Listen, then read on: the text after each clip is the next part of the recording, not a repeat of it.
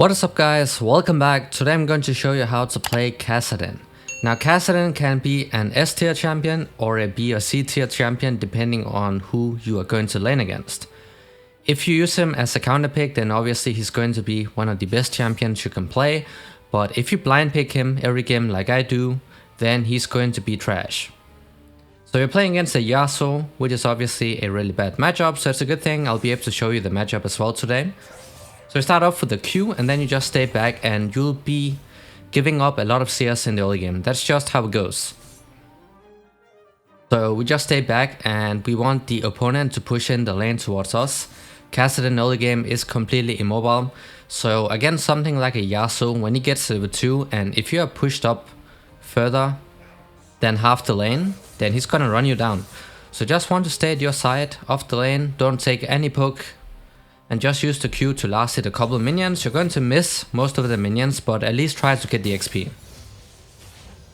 Kassadin's passive is completely useless against AD matchups. Same for his Q shield, so that's fine. His hardest counter lanes are AD matchups. Now personally I don't mind Yeagerlol as much. The worst possible matchup you can play as Kassadin is actually Tristana mid. Just staying back and last hitting. When you have the W up, it's an auto attack reset that will also empower your next auto attack. And I pinged the Shen, not sure why he kept pushing up, because that roam was kind of obvious, but this is the typical stuff that happens when you play in a bad matchup and then your allies don't know how to play against your opponent. They grief it and they end up giving away kill for free, so now we have to play against a Yeagerlol with first blood. As usual, right now I'm stacking up a big wave, because obviously you cannot freeze this anymore, because the wave is too big. Just stacking up a wave and then we have to look to reset, but this wave has to crash as well. And I started with the Drawn Shield, because that's what you want to do into bad matchups. Into mages and stuff, I like to start with Dark Seal and a refillable potion. We will go ahead and reset, and we will buy the tier. Here is really important because Kassadin will be very mana hungry later on in the game once you have your ultimate, and some of his damage from his ultimate also scales off based on the amount of mana that you have. And we are maxing out the E because that's like your main damage, it's also your wave clear, and it's also your CC, so like 3 in 1. And this is an ability that stacks up. You cannot use it immediately, it has to stack up, so every single time and champion, including yourself, use an ability, then it stacks up. And once it is fully stacked up, then you can use it. So it hits like in a cone in front of you. And the good thing here is that when you play against something like a Yeagerlol, Yone or Aurelium, they will be spamming their abilities because they have very low cooldown abilities. And that means that they will keep stacking that E up really fast. So you can actually abuse this ability against them. So this game is a bit of a disaster if I had to be honest, but Kassadin is a champion I've been playing a lot. I actually reached rank 1 on Kassadin worldwide. I have a lot of experience on this champion, but the key thing here is that you have to understand his early game is really weak.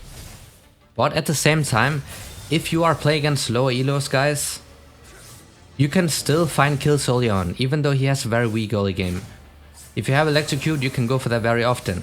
Also another thing about your E, your force pulse, is the fact that the wind wall does not work against it. It only works against your Q. And one more important thing is that your Q will cancel out channeling abilities. So in the Katarina matchup for example, when she's using her ultimate, you just press Q and it's going to be cancelled out. Same thing when you're playing against the Twisted Fate, he's about to ultimate. When he's channeling his ultimate, you press Q on him and it's going to be cancelled out as well. And also for Anivia's ultimate and so on. So that's important to know. For example, this game I'm playing against the Fiddlesticks, which has another channeling ability on his ultimate, so if we time it right, then we can cancel that out and then he becomes completely useless in a team fight. But they did nerf First Strike. It's still really good though. Like First Strike is still really good because it's not that big of a nerf. to the keystone itself, but they did nerf the inspiration tree. So I've been testing out Electrocute again, and honestly, if you want a stronger early game, early to mid game, then of course Electrocute is the way to go for. Not only because of Electrocute, but also because of Ultimate Hunter. It is a rune that's going to reduce the cooldown of your ultimate. Now you might be thinking that Kassadin's ultimate already has a low cooldown late game, so why go for more ability haste? And that is something you will only start understanding once you play the champion with Ultimate Hunter and then go for another game without it. You will really notice that small difference in cooldown when the fight starts and so on. Like, it really makes a big difference. You see, I'm going for very short trades right here with a Yasuo, so I proc the Electrocute and also try to bait out his passive shield with the bone plating he has. 1 Q is enough to take it out, by the way. And since we don't put any more points into the Q early on, it's completely worth it if you win walls the Q. Because it deals no damage. The only reason we're using it is to take out his passive shield and the bone plating. But we have the ultimate up and it keeps stacking up, guys. Like, it can stack up a couple times. And every time it stacks up, the damage is going to increase. But the mana consumption is also going to increase by a lot. So when you are in your base, you can use 2 or 3 ultimate charges to get back to lane faster. But do not use any more than that in the early game, because it's going to make you run out of mana really fast, and then your lane is doomed.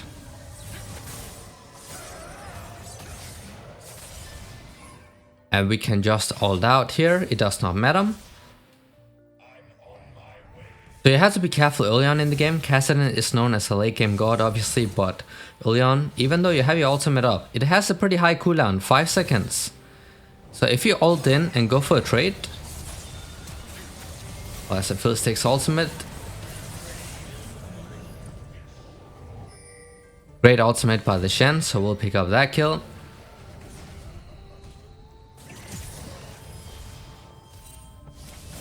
And this guy has the stopwatch, question mark? We should just back off.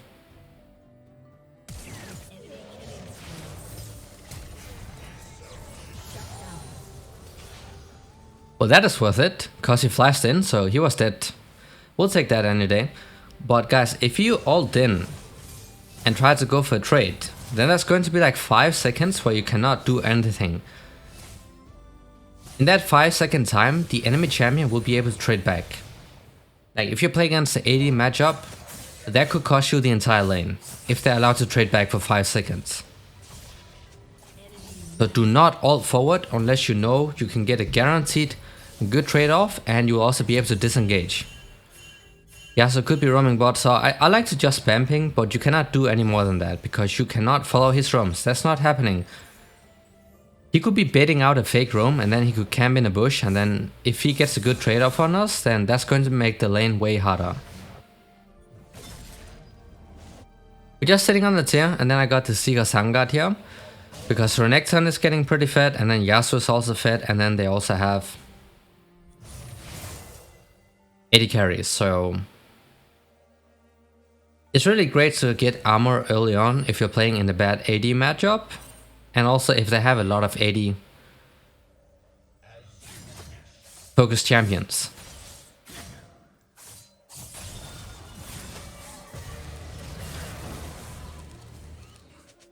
And that's a pretty easy bait. This is something I do very often, and something I don't see any other player do. Is that when you know that the enemy jungler is camping in a bush with a very important ultimate, for example the Fiddlesticks ultimate, I intentionally walk up. I intentionally walk up to bait it out, because if that is down, that is going to make it so much harder for him to look for plays elsewhere on the map. So if I have a champion that can easily get out, like the Kassadin, I always bait it out. And that's why you don't make it obvious for the enemy jungler that he's standing on a ward, because what I see a lot, especially in lower elos, is that when they see enemy jungler on a ward, they just use the pings or something, or like mastery mode to let them know. That is so dumb. Instead, do this, guys. You take out the ultimate and bam. They will be useless for the next couple of minutes. I'm also one of the only players who roam early on Kassadin sometimes. I pulled off level 4 roams. If I think that it can result in me getting a kill or two, then I'll definitely go for it. Especially if you watch my secondary channel where I play high elo games like EU West, Master Tier Plus and so on. I have done that and it had resulted in a lot. But if you're not confident that it's going to result in anything, it could end up costing you the entire lane. So do not go for this unless you absolutely think you'll be able to get a good play. Okay, no kill on the Fiddlesticks. The top lane is extremely fat, mid is also fat. That's going to be a very interesting game, but we are sitting on 2 kills, so that's awesome, and we also have pretty good CS per minute. On Kassadin, you can't really rely on the CS per minute early on, because most of the time you'll be playing in a bad matchup. So you'll fall really far behind in CS, but you are supposed to make up for it later on. So in the mid game, in the late game especially, when you're strong and you can go to silence, that's when you catch up. You can just go for the Yasuo with the Udyr coming in. Fiddlesticks in the river bot side, so he would not be able to make it in time. And that means we are picking up another shutdown. You can see I did not go for the Herald, I just went straight for the Yasuo.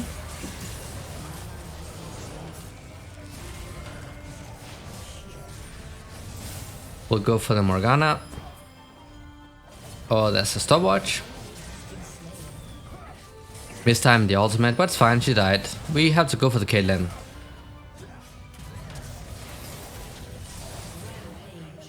You see my target selection? I will ignore the first target if I can go for the main carry, if I think I can actually kill them.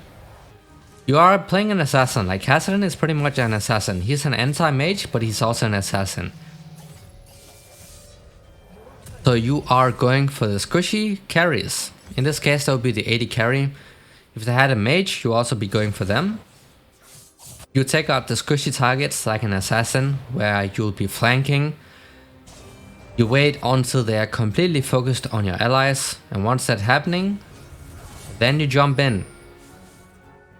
Also, if you want the maximum damage from your ultimate, you are sitting inside a bush and then you just ult on top of yourself to stack it up. You can go for the Renekton.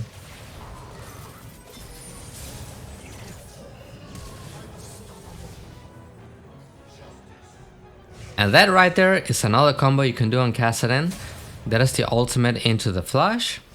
This is something that is very hard to react to, so they have to predict it coming in advance, otherwise they are pretty much not dodging it. And this is something I like to do if, for example, the opponent is low HP, but they have flashes up, they have dashes up and so on, then this quick combo will be able to take them down before they can react to it.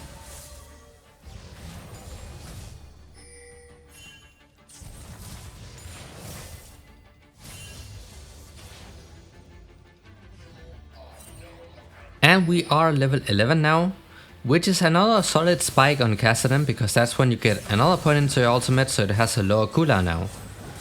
And of course also more damage, but the cooldown is what matters, because that is what makes your mobility. Whoops, I trolled a bit. I actually trolled quite a bit, I should not have done that. Renekton coming in with the Prowler's Claw, there's a 6 kills Renekton I think, so yeah, that was really dumb.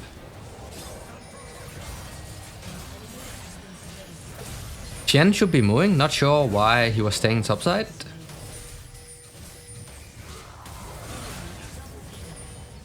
That's a very fit Renekton, so it's a good thing that we have purchased the Seeker Samguard.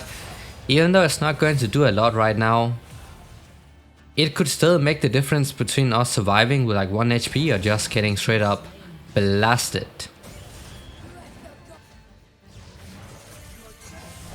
AD carry is toast, my top lane is toast, my jungle is toast, I was toast as well. So that's not very good obviously. I cannot do anything right here, so I just have to go straight back to the lane. Now this game is not looking very good obviously guys, But remember, you're playing a scaling champion, so you cannot be trying to FF. If you're the type of player who does not have very good mental, like you give up way too easily, then Kassadin is not the champion for you, because you'll be losing out in the early game most of the time.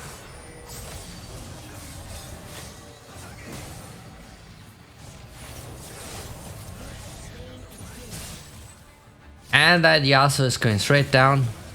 Oh boy, we should not be chasing this. That's way too many, bro. That is way too many. We just had to back off and not try to go for anything here. So they are surviving, which is a good thing, so I just had to back off.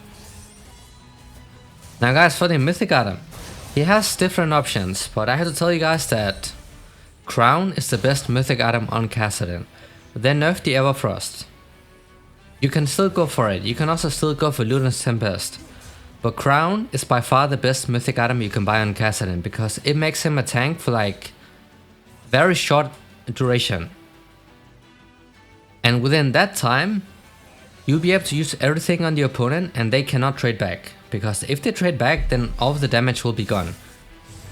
This is huge against AD assassins, and any champion will burst damage. Because it makes you tank for that time, you'll actually be able to fight the opponent. And in the later stages of the game, you should always be the one to like engage first. In the laning phase, it's understandable you won't get much use out of the Crown compared to Everfrost or the Luden's Tempest, but later on in the game, with the mobility you have and the playstyle you have where you want to be flanking and engaging first, they should never be able to take out the shield from you. There's another fight starting.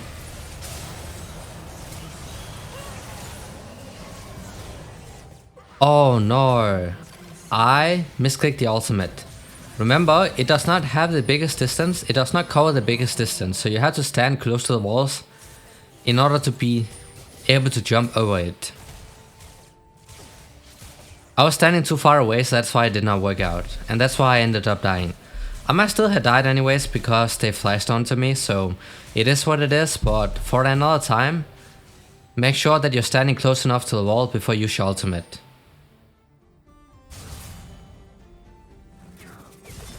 So that sucks, but almost have enough gold for the Archangels. And it is going to transform straight away once we buy it, because we have a fully stacked tier.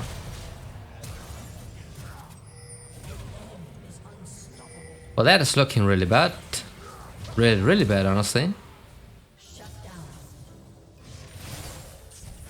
And what the Renekton did right there, you might be thinking, what is this guy doing? But smart players knows what happens when there's a fit Kassadin, so they will do anything to stop you from getting the kill or even the takedown. In this case, this guy was willing to burn his flash to make sure I did not get the kill and the shutdown. Which is pretty smart, because if you give me the kills as a Kassadin, I'm going to 100% carry the game. Because he's one of the best late game champs in the game. He's not as strong as he used to be when Rod of Ages was in the game, but he's still very strong. We do not want to be fighting this. I just had to back off. Always keep in mind on the ultimate stacks, because if you're sitting on 4 stacks, guys, and you keep ulting around, you're going to run out of mana really fast, and then people will notice it and they will try to flash at you, dash at you on something, and you will not be able to escape. A fully stacked ultimate is something you only want to use for damage, not to escape with.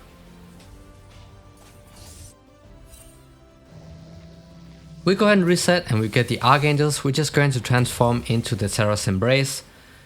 Big spike. Also, some people might have the question regarding Mana Immune. The 80 mana item. I have tried it out. And honestly, I don't like it. The reason being, first of all, your wave clear is going to be terrible.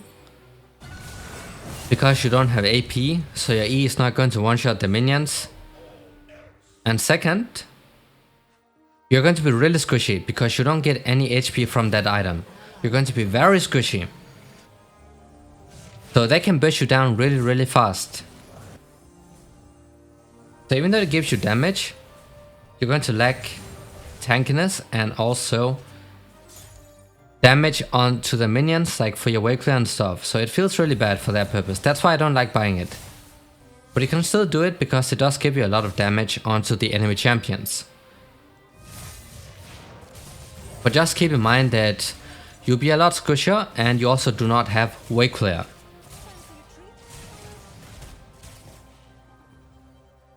And not having wave clear feels really bad. Because it's going to affect how fast you'll be able to clear out the minions and then rotate. And that's going to be a lot slower if you have the Mana Mune instead of the Seraph Embrace. Or Mirror Mana, I mean. But next item is going to be the Zhonya's. Now when you play against the Caitlyn, I really hate buying the Zhonya's. I hate it so much, but this item is crucial on Kassadin.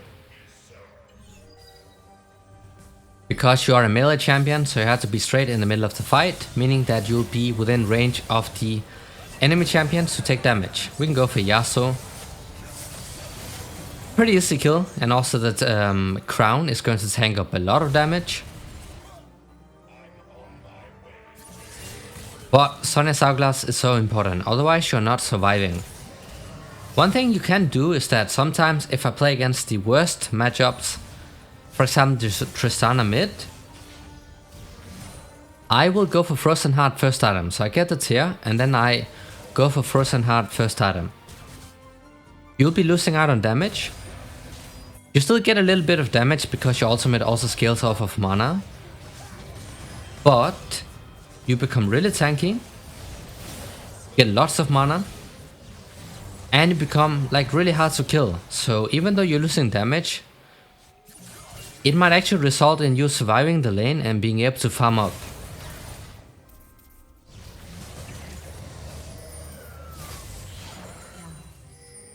That was a lot of damage from that Fiddlesticks, but it's also really fat. But that's another shutdown. Straight into our pockets, so that's enough gold to get the Zhonya's. At this point pretty much the entire team is fed. So right now they have Zhonya's, you either go Void Staff or you go Death Cap. Right now they don't have any MR, right? But because I'm fed, I know they'll be buying the MR, so that's why I'm building Void Staff in advance. That's a really good TP, that's another shutdown. The enemy team is getting really fed, but I'm actually picking up a lot of shutdowns. One more level and Kassadin's online. And that right there is the burst damage you have on this champion when you have Electrocute.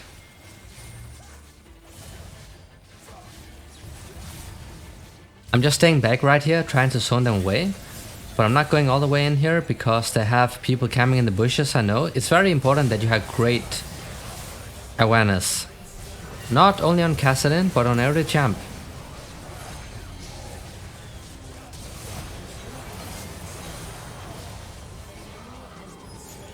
And that is the enemy team cleared up. This is why I did not engage immediately when I saw the Yasuo, because I knew that the Fiddlesticks was waiting in the bush.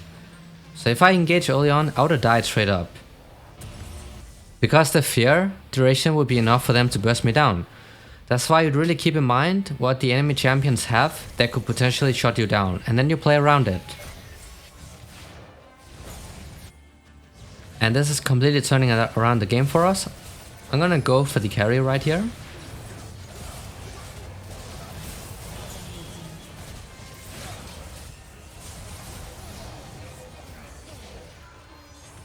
And that is a double kill. We got the Baron. And I got the big spike, level 16. Usually at this point, now the game should be over because your ultimate cooldown is so low that you have flash on less than 2-second cooldown. And that means that no champion will be able to match your mobility. So even if an AD carry flashes away after being caught, you can easily follow up and you will take them down. So the thing is that in the early game, even if you're fit as Kassadin, a 0-0 AD carry will still be able to 1 versus 1 you. Because you have high burst damage, but you also have high cooldown. So for any champion that can survive your burst damage, which is going to be most champions in the game, they'll be able to out damage you. But right now, when you have low cooldowns with that ultimate, everybody will get shredded. But this is the part that you are playing for on Kassadin. This is all that matters on Kassadin. You get to level 16 and then you start carrying the game. So once you reach that point, you have to focus on farming and you have to focus on salvaging kills. Now, somebody's low HP, kill your teammates, then you try to go for it. You cannot be trying to force stuff if you're really far behind unless the opponent is face checking or you have enough damage to actually kill them. I'm just shadowing the Draven right here to shut down the Fiddlesticks if he tries to use his ultimate.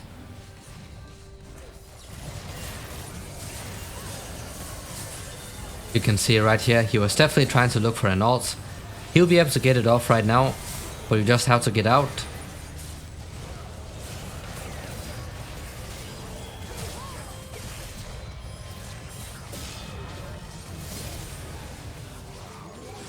But this is how much it helps actually being really smart about your next move. I could have helped Draven push down the tower, you know, but I did not. I was shadowing him instead because I knew that they have a Fiddlesticks. I know that champion can shut down my entire team. So instead, I opted to shadow him so I could stop him from ulting for a while. And then we were able to clean our bot side. And that is going to result in us getting the inhibitor.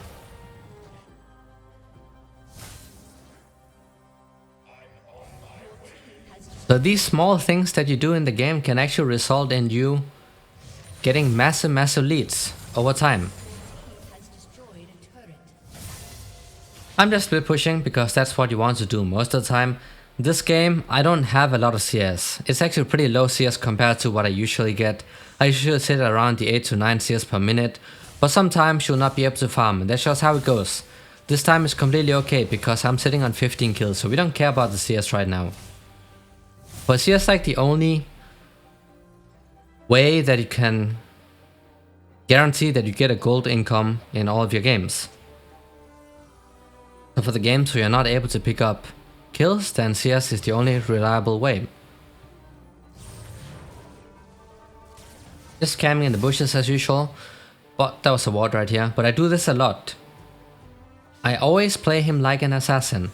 Also why I have the sweeper. So I can clear out the vision and then flank. There's a fight starting with my teammates. I wanted to wait for the Caitlyn to flank her, but it looks like she took the long way around.